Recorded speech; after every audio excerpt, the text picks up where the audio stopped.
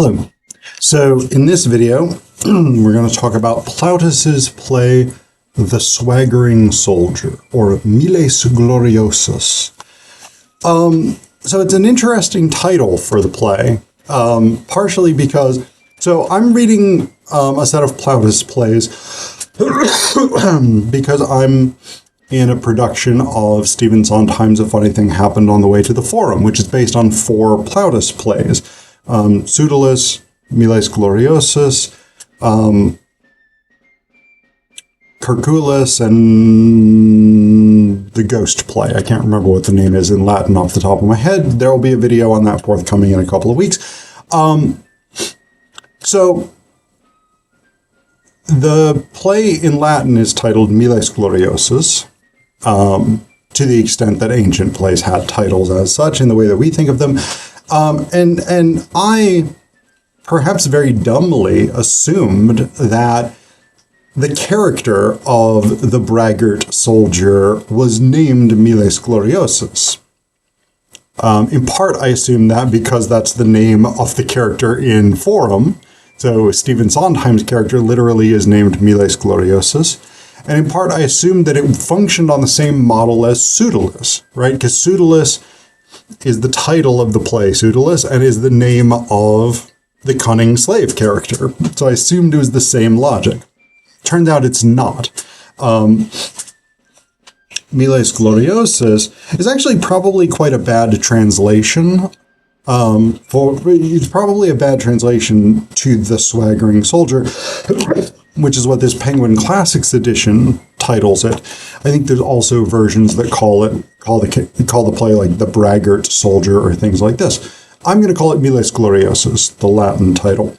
But according to Google Translate, which as we all know is the authority on any language, including Latin, Miles Gloriosus translates better as the glorious soldier, which makes sense. I mean, the English word glory or glorious will have the Latin root that gives us gloriosus.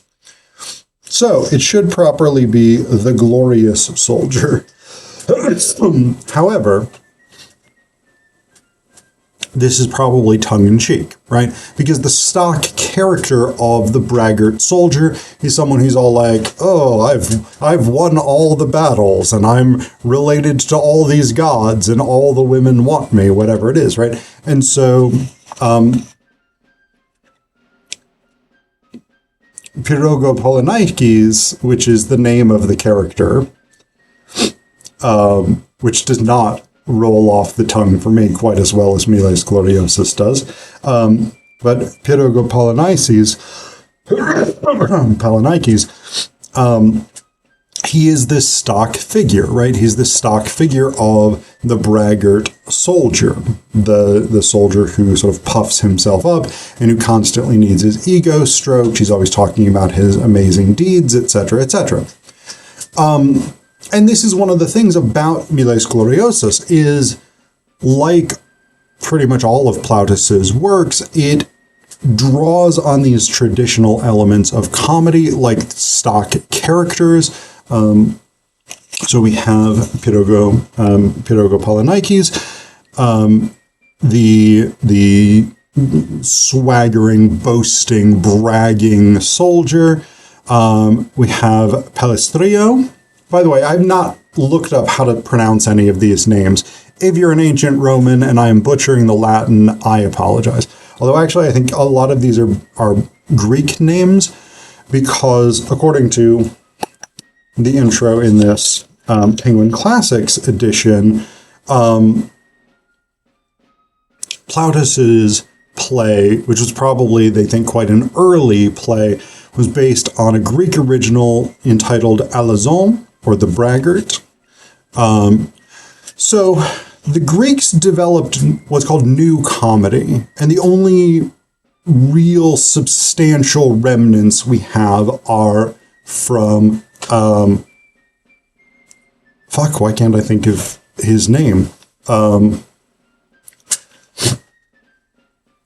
Menander. Sorry, I have the Loeb Classics edition of his works up there. So I was just, yeah. So the only person that we really have the works of for Greek New Comedy is Menander, but Plautus and Terence and the Roman comic playwrights basically just kept this tradition alive.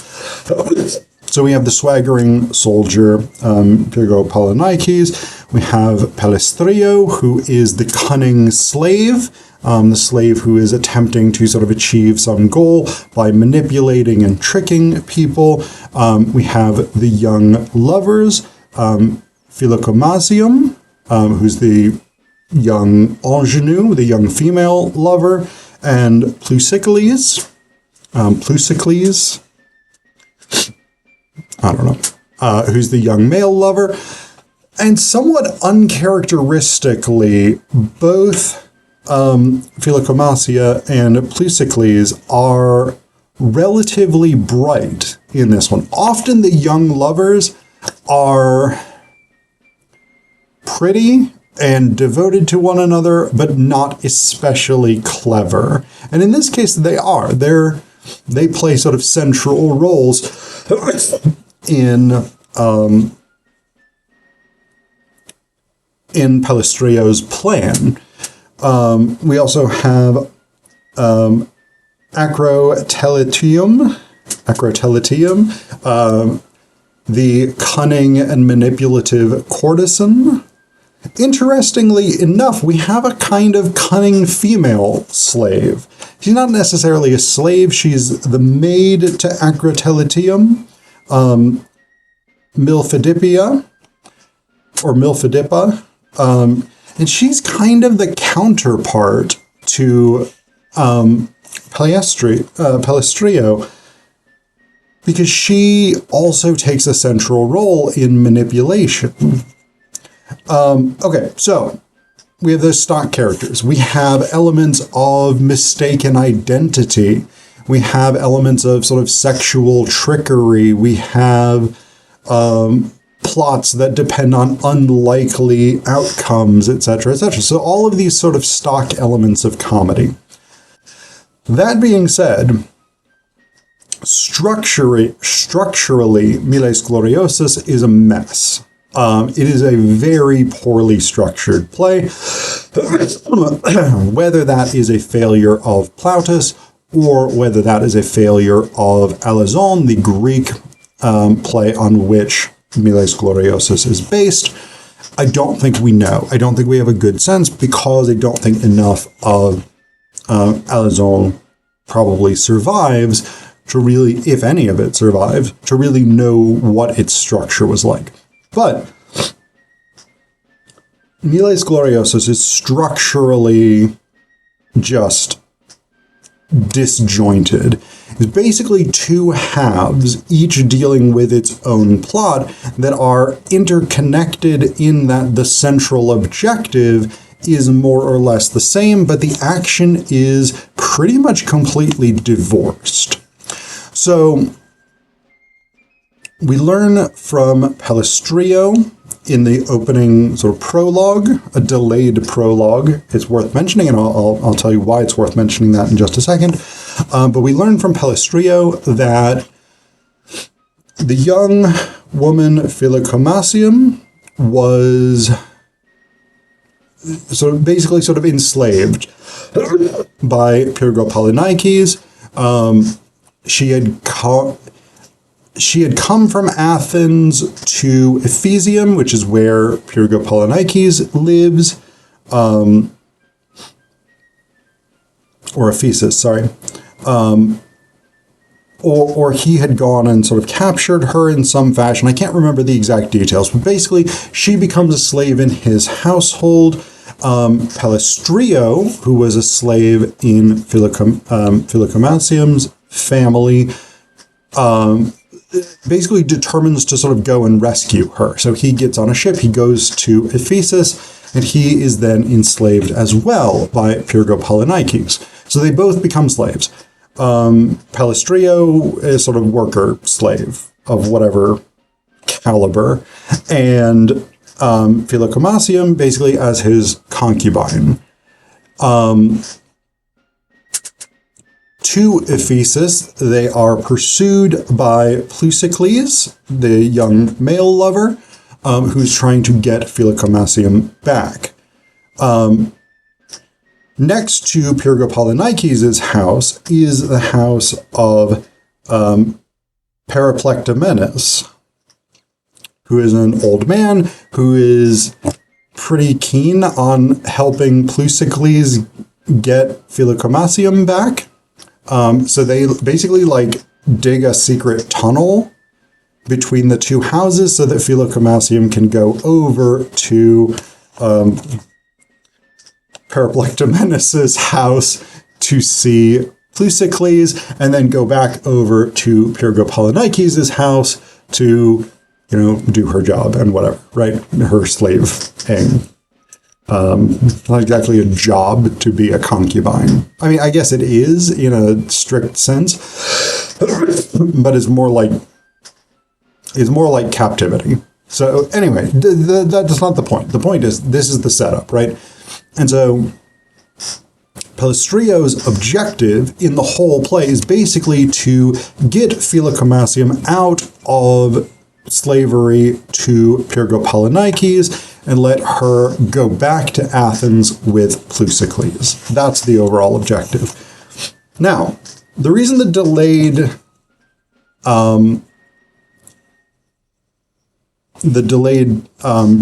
preface, that's not quite the right word, but I can't think of it, right? The reason that the delayed opening and explanation of the context is important structurally is because it allows Pyrgopolynikes and his associate, subordinate, Artotrugus, to come on. And basically, what we get is a sort of introduction of Pyrgopolynikes' character. So the opening bit is basically Pyrgopolynikes sort of talking about how awesome he is. He's bragging. Artotrugus is fluffing him up, right? Like building up his ego. But then to the audience, he's like, this guy's a fucking idiot. I just have to keep complimenting him and making up stupid great deeds he's done because his cook makes an amazing olive salad, and I just get to eat as much as I want as long as this idiot that I'm working for is happy. So we have that sort of introduction of the character. Then they just disappear for the entire first half. Pyrgopolynikes is like, time to go on military campaign. And they fucking are gone. Artotrugus never shows back up. Pyrgopolynikes doesn't show back up until the second half. So the first half is entirely built around Palestrio trying to trick Skeledris, who is another one of Pyrgopolynikes' slaves, and Skeledris has been put in charge of basically sort of keeping an eye on Philocomassia and making sure she doesn't escape. And he's very keen to do this, right? He's a dedicated slave. He's not super bright, but he's got a job and he wants to do it well. He spots Philocomassia in the house next door, making out with Pleusocles, and basically Skeledris is like, I have to report this. This is a problem. My one responsibility to keep Philocomassium here I've not succeeded. I have to deal with this. And Palestrio basically sort of points out to him that if he goes to Pyrgopolynikes and says, I let Philocomassium escape next door, where she's making out with this dude, Pyrgopolynikes is going to be like, well, now you have to suffer because you have failed. So Skeledris is in sort of this awkward position, but Palestrio determines that basically they're going to convince Skeledris that he has not seen what he's seen. That instead of Philocomassium going over and making out with Pleusocles, that's her twin sister, Honoria, who doesn't actually exist, right? So they've made up this twin sister, and they're basically, everybody gets in on this. Philocomasium, Periplektomenes, Palestrio, even Pleusocles, they're all like, yeah, they're twins. They look exactly alike, literally impossible to tell them apart. And basically, the first half consists of Skeledris sort of going back and forth between these two houses, and Philocomasium basically running back and forth to always be in whatever house he's going to look in. And they basically just they gaslight Skeledris, basically, into believing that he has spied on Periplektomenes' house, that he has falsely accused Philocomasium of escaping, that he has insulted and assaulted Honoria, that he has insulted Periplektomenes, etc., right? So he's done all these terrible things. And basically the first portion of the play ends with Skeledris being like, I'm going to get in so much trouble, so I'm going to fucking peace out. And then he goes and gets drunk. And we actually have what I think is one of the best clown roles that I've ever read. Because we have this guy who shows up very, very briefly, Lucrio, and he's described as a tipsy slave. And basically he comes out and he's slightly drunk. Like if I were ever in The Swaggering Soldier, Lucrio is the part I would want to play. It seems like so much fun, even though it's quite short.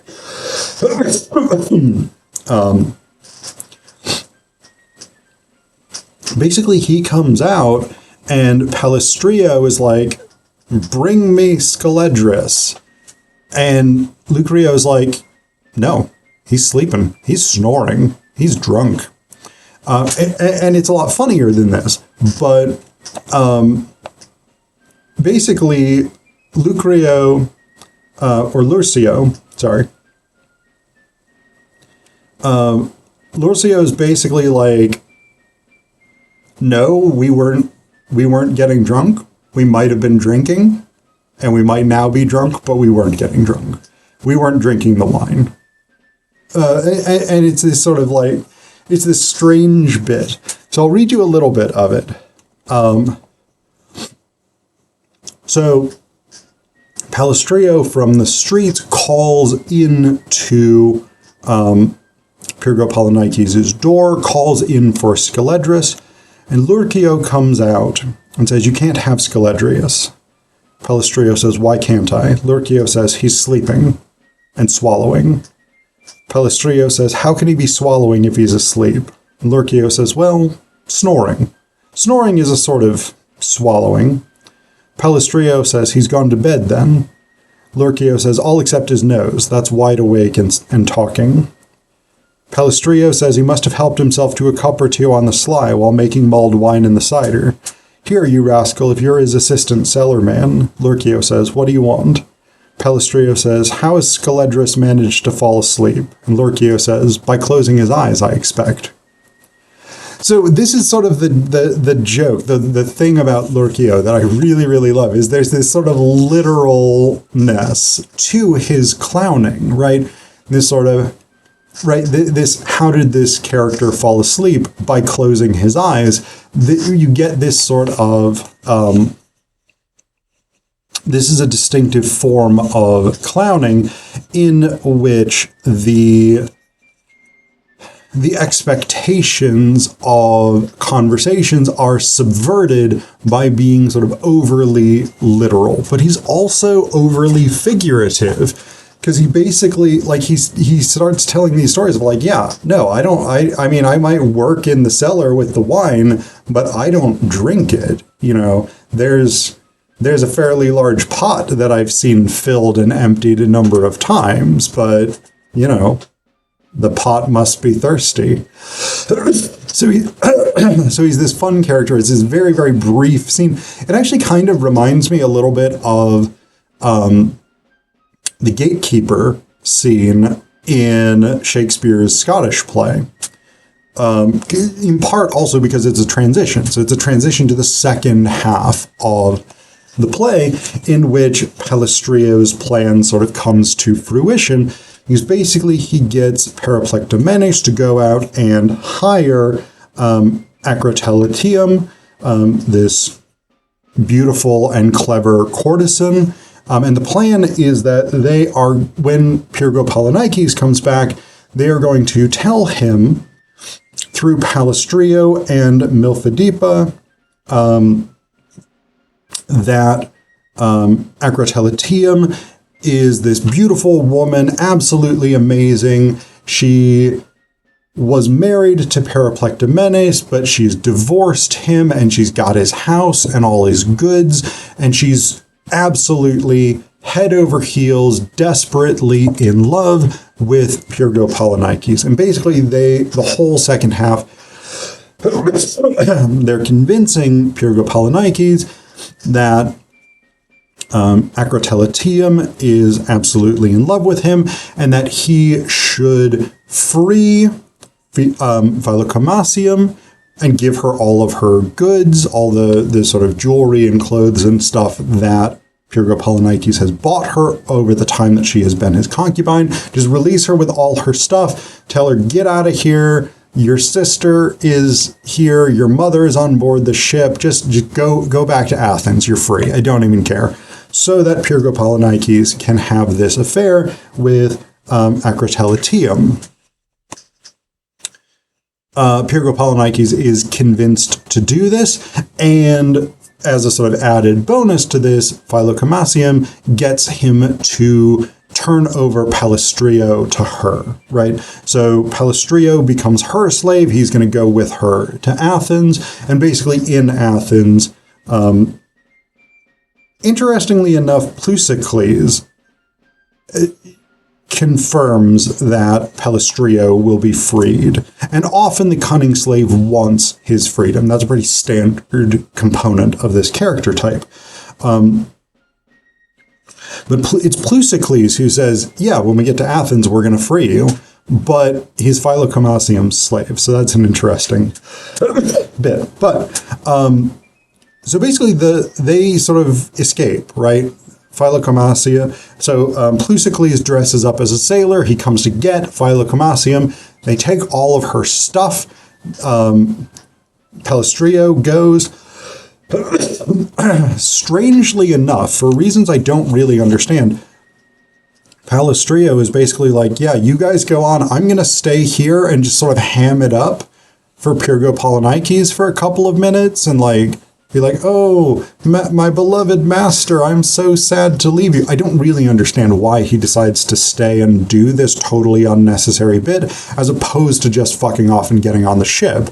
But he does eventually do that. And Pyrgo Polynikes is basically told, hey, you should go into Acrotelatium's house, you know, start your affair with her. And so he goes into Periplectomenes' house, thinking that this is Acrotelatium's house. Periplectomenes is there with all of his slaves, including his cook, Cario, who comes out with a big knife and is basically like, and basically they just like beat up Pyrgo Polynikes. They like throw a net over him. Periplectomenes and his slaves are beating him, and Cario is just sort of standing there sharpening his knife, being like, when do I get to carve him up? And the play ends with Pyrgo Polynikes basically being like, no, let me go. I'm sorry. I didn't mean to cause any trouble. I will mend my evil, swaggering, woman-seducing ways. And basically, it's just, that's the end of it. And Pyrgo Polynikes is like, why? I've lost everything. So yeah, structurally, it's a mess. It's two very, very separate plots intertwined basically just on the fact that they have the same set of characters, and Palestreo has the same objective throughout. They actually don't even have the same set of characters, because Scaledrius is the mark in the first half, and Pyrgo Polynikes is the mark in the second half. Right? Palestreo is consistent. Philocomasium is consistent. Pleusocles is consistent.